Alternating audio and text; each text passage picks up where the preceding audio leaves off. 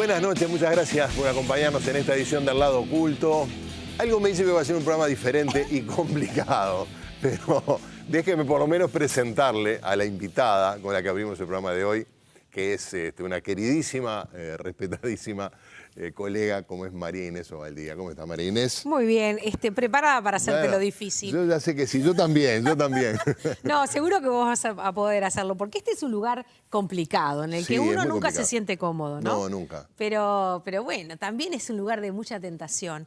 Y total, el desafío de que permanezca oculto mi lado oculto me trajo hasta aquí. Bueno, no, sí, pero viste que es difícil estar, cuando te toca estar en el lado del entrevistado, después que has torturado gente durante años. Exacto, horrible. Te entra como una culpa genérica, pero enseguida uno dice, cuando terminaron se fueron felices. Y bueno, no te prometo tanto, pero prepárate para lo peor. Vamos a repasar la trayectoria de María Inés en el siguiente tape.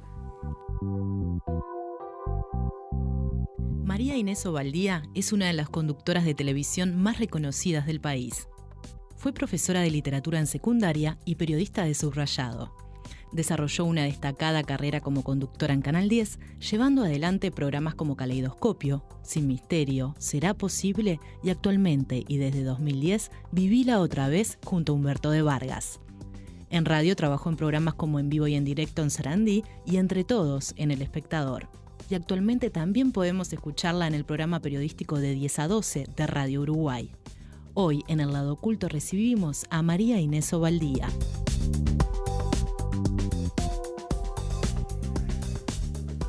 Bueno, mi agradecimiento al equipo de producción que no me puso en las imágenes. El mío también. Yo tengo cada foto de Sotelo que yo hubiera podido... Mira, yo te podía haber estropeado el programa, Sotelo, de una manera. Yo sé que sí. Que estoy quedando tan prolija con los años. Incluso la vida, pero... No, no, la vida no.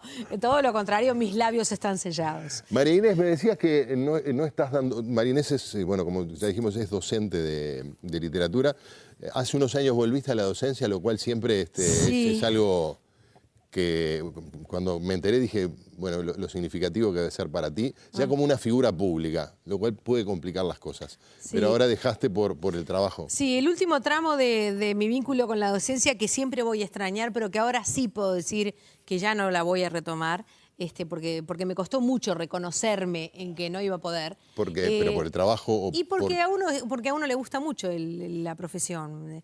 A mí la verdad que me gustaba mucho dar clase, me gustaba compartir la literatura con grupos distintos de personas.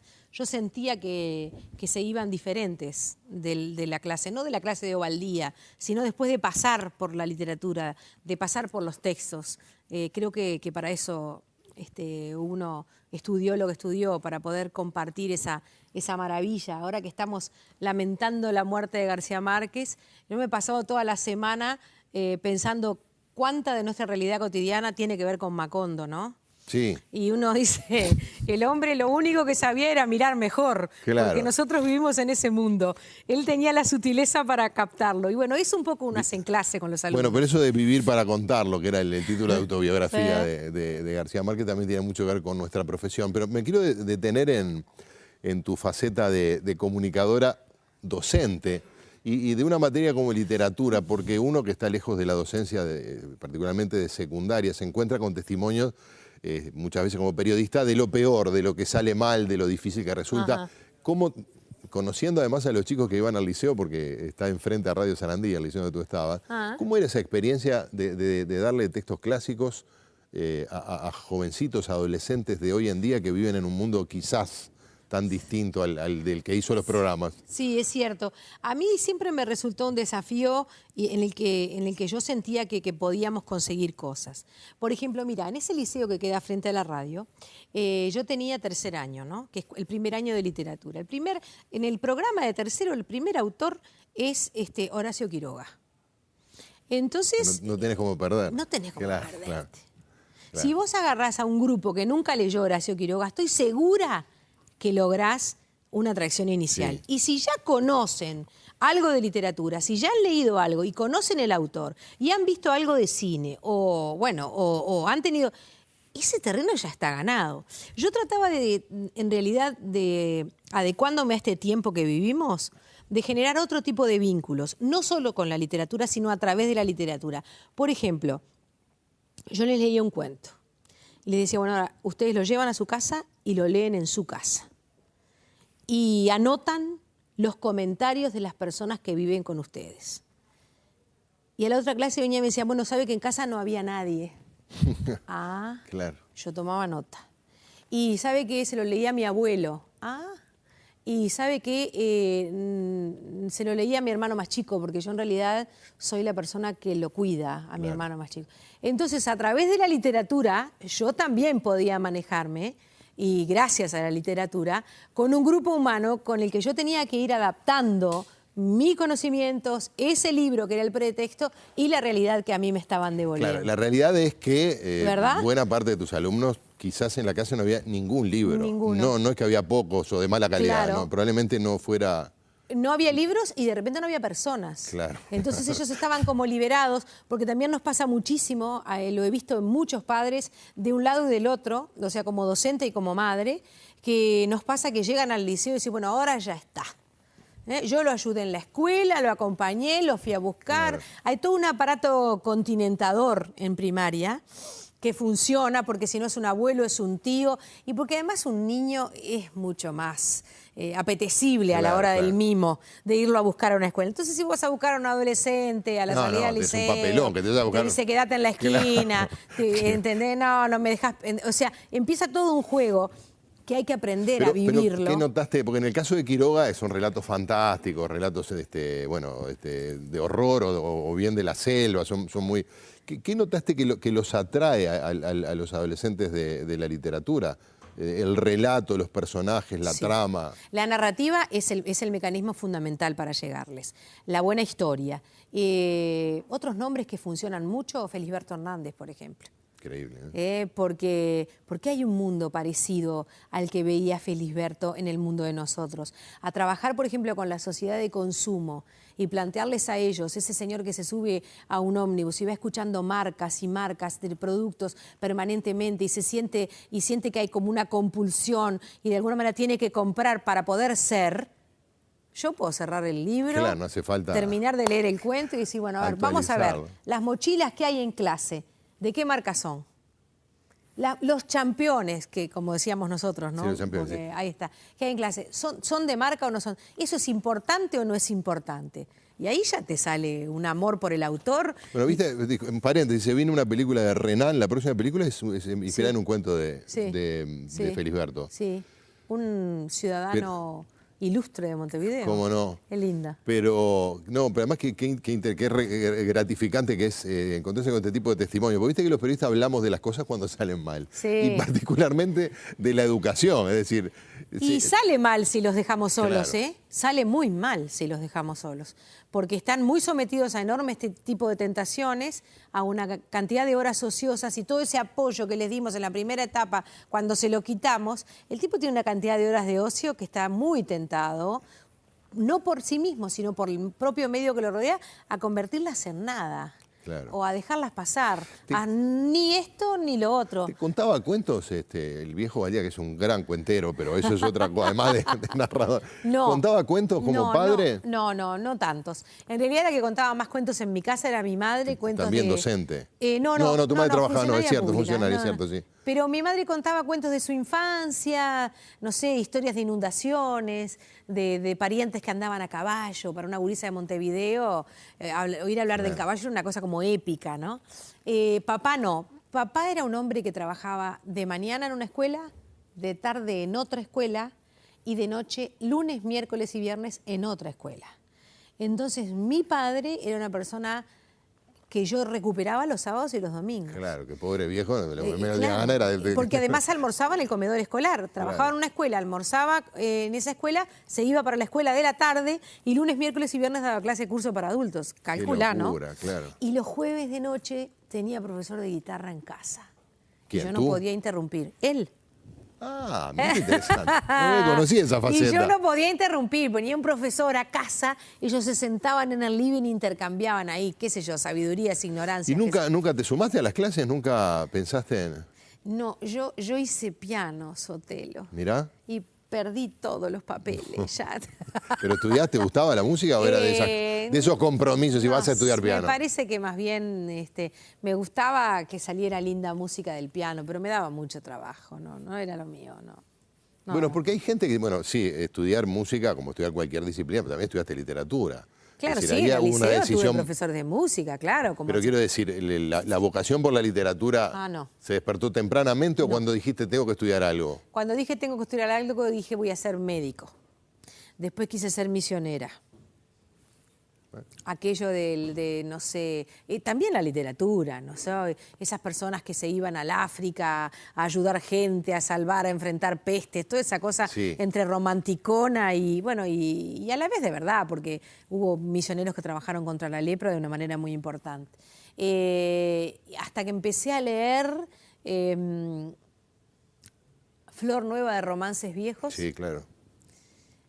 100 años de soledad y Doña Flor y sus dos maridos. Y ahí yo dije, es esto. Bueno, pero podías haber dicho, lo mío es leer, o lo mío es escribir, pero... No, lo mío es salirle a contar que la literatura es lo más grande que hay. Bueno, eso obviamente tiene que ver con lo que podés llegar a contagiar también en los alumnos, ¿no? Sí. Yo creo que sigue siendo muy importante el rol del docente.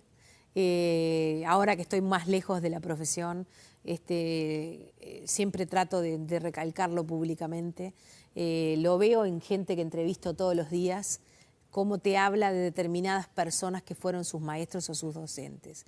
Y no tanto del conocimiento que te entregaron, sino de lo importante que fue ese vínculo con el docente. Si el vínculo es poderoso, es sano, es fuerte y a la vez es potenciador, capaz que de repente te olvidaste de cómo era el binomio de Newton. Claro. Pero no te olvidás más de cómo aprendiste en ese determinado momento. Por lo menos cómo esa persona te enseñó a que hay que amar el conocimiento, esa porción de conocimiento que él o ella manejan, ¿no? Sí. ¿Te acordás del binomio de Newton? Me acuerdo apenas de Newton. No sabía que tenía un vínculo tan extraño. Pero bueno, es importante, te iba a preguntar justamente cuáles fueron los primeros libros que te marcaron, pero ya nos Pero eso de adulto. Yo tuve la suerte de vivir en una casa donde había mucho libro. Claro. Había una colección en amarillo, ¿te acordás que se llamaba Robin Hood? Sí, Robin Hood, perfectamente. Que tenía todos los clásicos. Hombrecitos, mujercitas, La cabaña del tío Tom. Sí, tenía todo Julio Verne también. Todo Verne, sí, es cierto. Salgari también. Es cierto. Fue la primera vez que yo vi personajes femeninos en roles masculinos. Porque Salgari tenía la tigresa, tenía un personaje que era, no sé si era de Bangladesh, no sé, no me acuerdo dónde, y tenía una pirata también.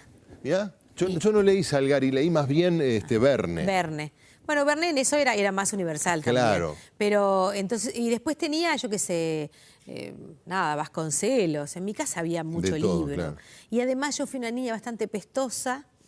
Entonces, cada vez que tenía que quedarme en cama, me traían revistas de lo que antes se llamaban de chistes, ¿no? Que ahora no existen. ¿Pero tú sos más de Susi Secreto del Corazón? No, ¿o de Archie? Antes muerta que confesarte que leía Susi Secretos del Corazón. Decime la verdad, acá tenés que decir la verdad. No, leía aquellas terribles argentinas que siguen habiendo, D'Artagnan. Sí, claro. Que traían como y ahí venía el monje loco. Pero también. espera un poquito. Sí, el monje loco, pero ¿te acordás? Sí, pues me voy a acordar. Ah, no, nadie supo, nadie sabrá la verdadera historia. ¿Te acordás cómo empezaba el monje? Sí, claro. No, pero espera, ¿las de la fotonovela llegaste a ver o...?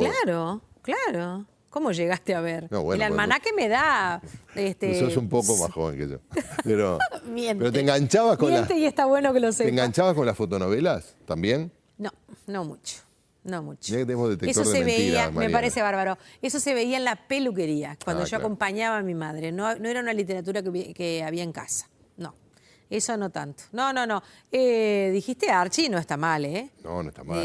Torombolo y toda esa fauna y flora estuvieron en mi infancia. Y bueno, vamos a dejar para después de la pausa el descubrimiento de los medios. A ver qué aparece por allí. Pues estuve leyendo algunas entrevistas que te hicieron. ¿Preparaste, Sotelo? No, bueno, estas chiquilinas de producción te están haciendo sufrir. Pero lo hice por ti. Hacemos una pausa y volvemos, seguimos dialogando con María Inés Ovalle.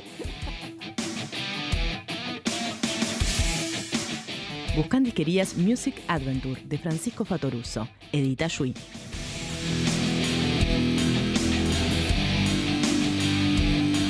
En parezca oculto mi lado oculto, me trajo hasta aquí. Bueno, no, sí, pero viste que es difícil estar, cuando te toca estar en el lado del Horrible, entrevistado, después que es has horrible. torturado gente durante años. Exacto, horrible. Te entra como una culpa genérica, pero enseguida uno dice, cuando terminaron se fueron felices. Y Bueno, no por te eso- prometo tanto, pero prepárate para lo peor. Vamos a repasar la trayectoria de María Inés en el siguiente take.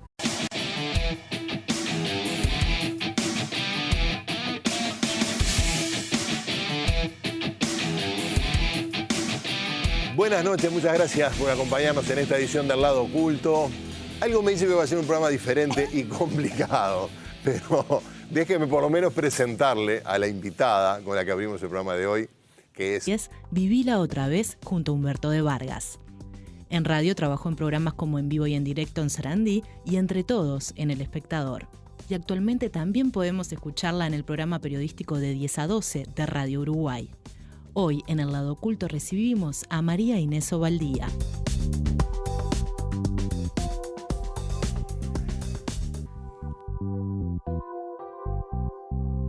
María Inés Ovaldía es una de las conductoras de televisión más reconocidas del país. Fue profesora de literatura en secundaria y periodista de subrayado. Desarrolló una destacada carrera como conductora en Canal 10, llevando adelante programas como Caleidoscopio, Sin Misterio, ¿Será Posible? Y actualmente, y desde 2010... una queridísima, respetadísima colega como es María Inés Ovaldía. ¿Cómo está, María Inés? Muy bien, preparada para hacerte Bueno, lo difícil. Yo ya sé que sí, yo también, yo también. No, seguro que vos vas a poder hacerlo, porque este es un lugar complicado, en el Sí, que es uno muy nunca complicado. se siente cómodo, ¿no? No, nunca. Pero bueno, también es un lugar de mucha tentación. Y total, el desafío de que permanezca